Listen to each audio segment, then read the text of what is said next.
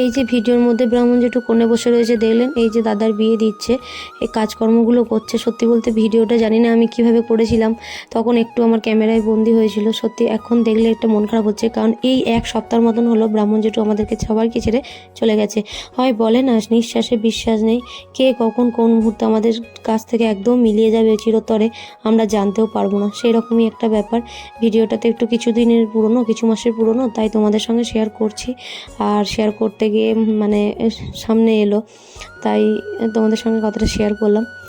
তো দেখো, তারপরে বলি যে এই দিকে দাদার বিয়ের কাজকর্ম চলছে, আর পুরো বিয়ে আর জানো তো সেই ভোরবেলা থেকে রিচুয়াল শুরু হয়েছে, এখনও কোনো শেষ হওয়ার নাম নেই। যতক্ষণ না বর বিয়ে করতে যাবে ততক্ষণ কিন্তু এইভাবেই নিয়ম চলতে থাকবে, এই ওই করে। এইদিকে দেখো আমাদের নাপিত কাকু দিয়ে দিচ্ছে, সুতো ধরিয়ে দিচ্ছে। হ্যাঁ, এটা একটা নিয়মের মধ্যেই পড়ে। আর এই সুতোটা ধরতে হয় 9 জন স্ত্রী মিলে। আর এইদিকে রয়েছে ক্ষীর রাঁধুনি, এই যে পিছনে যে দিদিটা দাঁড়িয়ে রয়েছে না, এটা কিন্তু ক্ষীর রাঁধুনি, একে ক্ষীর রাঁধুনি বলে। মানে এই যে যে বিয়েতে যে একটা মেন খাবার, মানে পরমান্ন পায়েস যেটা, ওটাকে রান্না করতে হয়, ওটাই আসল যাকে বলে খাবার। তো ওটা রান্না করেছে দিদি, তাই দিদি কিন্তু পিছনে আছে সবসময়। এই যে পড়ে যাচ্ছিলো এক্ষুনি পিঠে থেকে।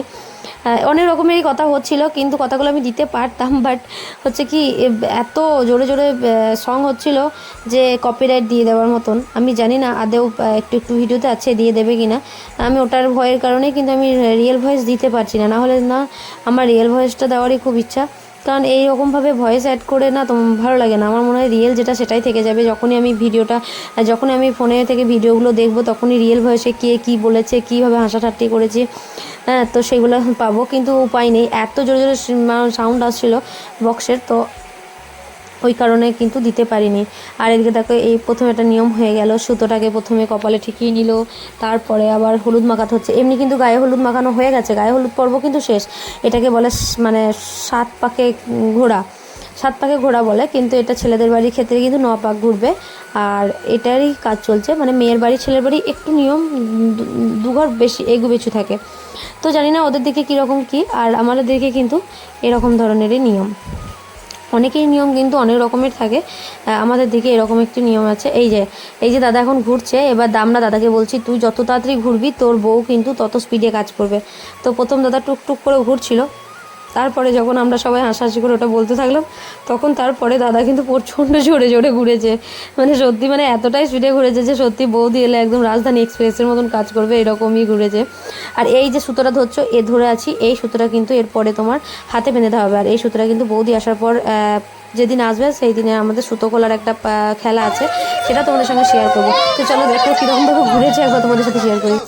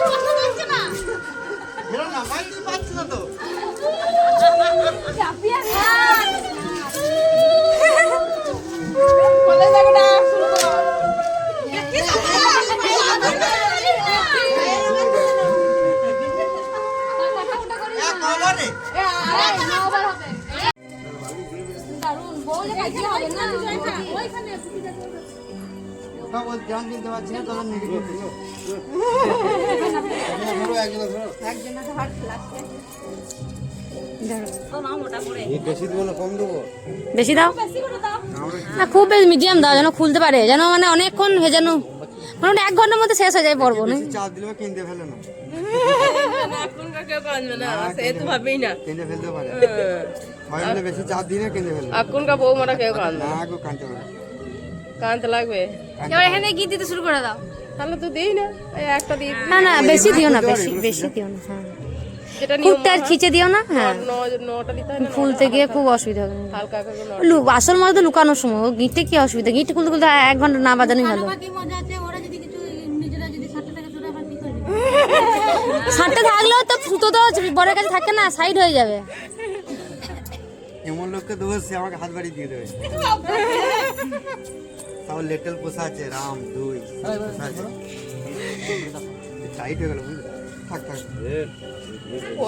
কালকে দিনটা থাকবে, কাল ধরো বাঁধার মতো করে